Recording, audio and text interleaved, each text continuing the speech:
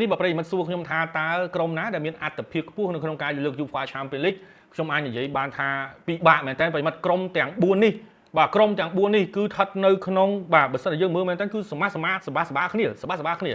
បាទប៉ារីសត្បិតតែប្រឡូកប្រជែងជាមួយនឹង UEFA Champions League ជារៀងរាល់ឆ្នាំប៉ុន្តែទំមតែមុជជ្រៅបាទទៅឆ្ងាយពីរដូវកាលទៅរដូវកាលគឺពិបាកបាទរដូវកាលនឹងឆ្ងាយអញ្ចឹងទៅបាទមកដល់វគ្គពាក់កណ្ដាលប្រាច់ព្រាត់ទៅរដូវកាលក្រោយវគ្គ16ឯងធ្លាក់បាត់បាទបើសិនជាភាព Arsenal នេះគឺជារដូវកាលបាទបន្ទាប់ពីឆ្នាំ2005មកដល់បច្ចុប្បន្ននេះគឺជាពេលបាទថ្មីមួយហើយជាប្រវត្តិសាស្ត្រថ្មីមួយបន្ថែមទៀតហើយសម្រាប់ Arsenal នៅក្នុងការឡើងមកកាន់វគ្គពាក់កណ្ដាលប្រាច់ព្រាត់ហើយយើងក៏លេចទៅមើល Barcelona មករយៈក្រោយប្រិមិត្តតែមិនឃើញឡើងនៅក្នុងឆ្នាំនេះទេប៉ុន្មានឆ្នាំមុនប្រិមិត្តក៏ឃើញហើយគឺតានតឹងមែនទែនបាទ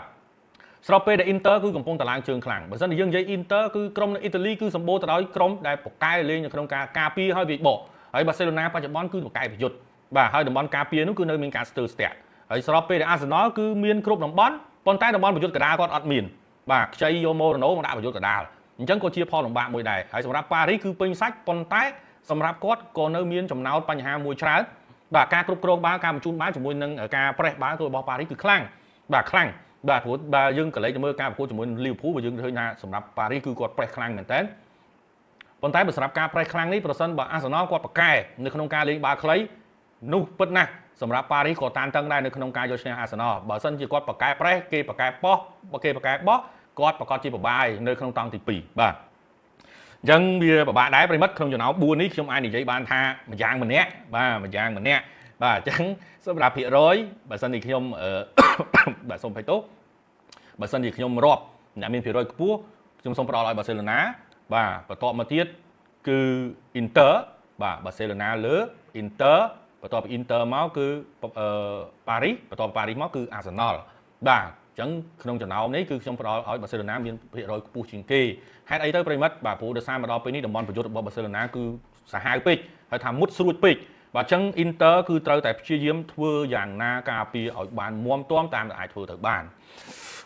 បាទវគ្គ4ក្រុមឬក៏វគ្គពាក់កណ្ដាលប្រាច់ព្រាត់នឹងប្រព្រឹត្តទៅនៅថ្ងៃទី29បាទ29ប្រិមិត្តបាទ29 30 31នឹងឯងបាទសម្រាប់ការប្រកួតជើងទី2បាទជើងទី1បាទសូមទោសការប្រកួតជើងទី1បាទវគ្គពាក់កណ្ដាលប្រាច់ព្រាត់បាទហើយសម្រាប់ការប្រកួតបើយើងនិយាយអំពី Premier League វិញបាទសឹងនិយាយថាចប់ហើយប្រិមិត្តបាទសម្រាប់ Arsenal បាទអញ្ចឹងមកដល់ពេលនេះគឺខុសពិន្ទុគ្នារហូតដល់13ពិន្ទុហើយការប្រកួតនៅសល់តែ6ប្រកួតទេអញ្ចឹងបើប្រកួតក្រោយ Arsenal អត់ឈ្នះបាទ Liverpool ឈ្នះគឺ Liverpool លើកពានតែម្ដងតែមិនដឹងតែបាទចាំមើលបាទ Liverpool នៅសុកទៅធ្លាត់ទៀតចាញ់ក្រុមណានោះបាទមិនសងទៀតហើយបាទតែយ៉ាងណាមិញសម្រាប់ Arsenal មើលទៅការខិតខំប្រឹងប្រែងក៏ដូចជាការផ្ដោតអារម្មណ៍របស់លោក Arteta ប្រហែលជាផ្ដោតធ្ងន់ទៅលើ UEFA Champions League ព្រោះថាសម្រាប់ការប្រកួតបាទ Premier League មើលទៅឱកាសតិចណាប្រិមិត្តឱកាសម្ដងនេះគឺតិចណាបើនិយាយពី Arsenal វិញមានឱកាសនៅក្នុងដៃនៅពេលនេះតែបាទ8%អីទេប្រិមិត្តបាទក្រុម10%ទៀតបាទសម្រាប់ Arsenal ក្នុងការលើកពាននិយាយមកទៅ Liverpool សុខចិត្តបាទលេងត្រឹមស្មើឈ្នះស្មើខ្លះឈ្នះខ្លះកុំឲ្យតែចាញ់ណាបាទទប់កុំឲ្យចាញ់14ប្រកួតគឺ Liverpool លើកពានហើយមកអញ្ចឹងវាអត់មានអីបញ្ហាទេបាទ PSG ធ្លាប់ចាញ់ Arsenal វាអន្សំបន្ទុកម្ដងហើយបាទប្រិមិត្តជាធម្មតាទេពេលខ្លះវគ្គសន្សំបន្ទុកវាមិនដូចវគ្គបាទពាក់កណ្ដាលប្រាច់ព្រាត់ឬក៏វគ្គជ្រៅទេវគ្គសន្សំបន្ទុកក្រុមទើបតែបានប៉ះគ្នាបាទទី1បាទទី2ការដែលមិនទាន់បានប៉ះគ្នាគឺសម្រាប់តិចនិចនិងបច្ចេកទេសគ្រូអត់ទាន់ដឹងទេណាអញ្ចឹងការប្រកួតនៅជើងបន្ទាប់កីឡាករក៏មិនដូចមុនដែរអាចនឹងមានកីឡាករមួយចំនួនរងរបួសដូច Arsenal ចឹងប្រិមិត្តណាបាទនៅពេលដែលប៉ះប៉ារីគឺ Arsenal គាត់មានកីឡាករពេញហើយឥឡូវមកដល់ពេលនេះ Arsenal បាត់បាទតាំងពីបាទ Gabriel Magalhaes បាទតំបន់ការពារហើយក៏ដូចជាបាត់តំបន់ប្រយុទ្ធកណ្ដាលទាំងអស់បាទឥឡូវយក Moreno មកដាក់ប្រយុទ្ធកណ្ដាលណែចំណុចនេះគឺជាចំណុចមួយដែរណាបាទអញ្ចឹងត្បិតតែដំបូងឈ្នះមែនមិនប្រកាសថាការប្រកួតវគ្គពាក់កណ្ដាលប្រាច់ព្រាត់ Arsenal ឈ្នះប៉ារីទៀតណាបាទមិនប្រកាសទេប្រិមិត្តបាទអញ្ចឹងយើងរងចាំមើលមានចង់ចាំមើលបន្តទៀតទេតែប្រសិនបើយើងឃើញជើងទី1យើងអាចនឹងទូទាយដឹងហើយថាជើងទី2ទៅជាយ៉ាងណាបាទនិយាយទៅខ្ញុំមិនបានផ្ដល់ថាប៉ារីសដឹងតែឈ្នះ Arsenal ទេហើយក៏ខ្ញុំមិនបានផ្ដល់ថា Arsenal នឹងឈ្នះប៉ារីសដែរប៉ុន្តែគ្រាន់តែខ្ញុំបាទបើសិនជាយើងនិយាយថាស្ថិតិដូចជាការព្យាករគាត់ព្យាករប្រិមិត្តបើខ្ញុំផ្ដល់បន្ទុកឲ្យបាសេ Inter បាទប៉ារីសហើយនឹង Arsenal ណាបាទប៉ុន្តែបើសិនជាមែនតើគឺអត់ទេបាទក្រុមទី2ក្រុមទាំង4នេះដូចខ្ញុំបានរៀបរាប់ជូនប្រិមិត្តថាវាសម្បាគ្នាបាទវាសម្បាគ្នាបាទអញ្ចឹងពិបាកនឹងការផ្ដល់បន្ទុកបាទបាសេប្រយ័ត្នតែធ្លាក់បោះ Inter បាទប៉ារីសប្រយ័ត្នតែធ្លាក់បោះ Arsenal បាទចុងក្រោយទាំង Arsenal ប៉ះ Inter បាទប្លែកណាស់បាទអរគុណច្រើនបាទប្រិមិត្តបាទ បាទនិយាយស្វ័យរៀងបាទស្វ័យរៀងចាំស្អែកបងទៅបាទ10000មករាបាទសម្រាប់ការប្រកួតបាទនឹងប្រព្រឹត្តទៅបាទដូចក្នុងពេលឆាប់នេះដែរហើយបាទហើយសម្រាប់ស្វ័យរៀងខ្ញុំជឿជាក់ថាគាត់នឹងមានអត្រាខ្ពស់ហើយណាមួយទៀតប្រិមិត្តបាទយោងតាមព័ត៌មានចុងក្រោយថាការប្រព្រឹត្តឡើងវគ្គផ្ដាច់ព្រាត់គឺនៅកីឡាដ្ឋានមរតកតេជោអញ្ចឹងមានន័យថាយើងមានឱកាសខ្ពស់មែនទែនប្រិមិត្តណាបាទយើងជាម្ចាស់ផ្ទះហើយក៏ត្រូវបានបញ្ជាក់ដែរគឺមានការបំពាក់ជាមួយនឹងបច្ចេកវិទ្យា VAR ផងដែរអញ្ចឹងសម្រាប់ការប្រកួតនេះខ្ញុំសូមពេលវេលាប្រិមិត្តបន្តិចដើម្បីទៅតាមដានជាមួយនឹងក្រុមដែលត្រូវប៉ះជាមួយនឹងស្វាយរៀងបាទតាមមើលតើគាត់លេងរបៀបម៉េច style របៀបរបបក្នុងការលេងគាត់របៀបម៉េចមើលមុនប៉ះស្វាយរៀងបាទខ្ញុំអាចនឹងព្យាករជូនប្រិមិត្តបានប៉ុន្តែគ្រាន់តែថាការប្រកួតតាំងពីដើមរហូតមកដល់វគ្គនេះខ្ញុំមើលទៅឃើញថាសម្រាប់ស្វាយរៀងគឺល្អប្រសើរមែនតើបាទល្អច្រើនបាទតែយើងមើលទៅមានការធ្វើប្រហែលច្រើននៅក្នុងតំបន់ការពារប៉ុន្តែបើសិនជាយើងនិយាយអំពីប្រយោជន៍វិញគឺមានបាទភាពមុតស្រួយខ្លាំងបាទ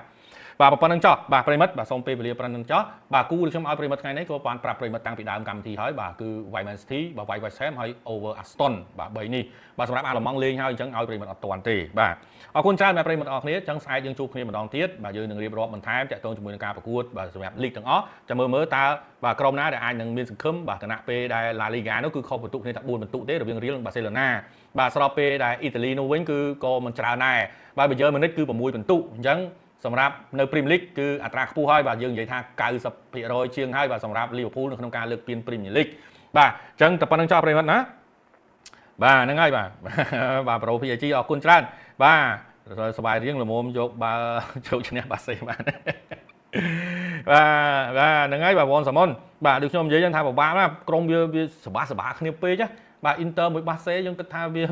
រៀងគ្នាពេកបាទហើយកុំភ្លេចថា Inter គាត់តម្លាក់បាយមើលនេះចឹងមិនធម្មតាណាបាទហើយសម្រាប់បាសេគាត់ជាមួយនឹង Dortmund ប្រិមិត្តដឹងស្រាប់ហើយ Dortmund រដូវកាលនេះគេថាមើលទៅគេថាមុជមិនជ្រៅទៅមិនឆ្ងាយណានៅក្នុងលីករបស់អាឡម៉ង់ក៏តានតឹងដែរបាទអញ្ចឹងខ្ញុំគិតថាវាបាទយើងពិបាកដែរហ្នឹងហើយបាទប៉ាឈីងបាទអូបើប៉ារីឈ្នះពានមែនណាអ្នកដែលក្អួតឈាមគឺ Kylian Mbappé បាទ Kylian Mbappé នឹងក្អួតឈាមបាទហើយអ្នកដែលឌឺ Mbappé ខ្លាំងគឺមានអីក្រៅពីខាងប៉ារីទេចាំមើលគេថាហ៊ានតែប៉ារីលើកពានមែនគឺ Mbappé គឺស្ពឹកមុខតែម្ដងបាទ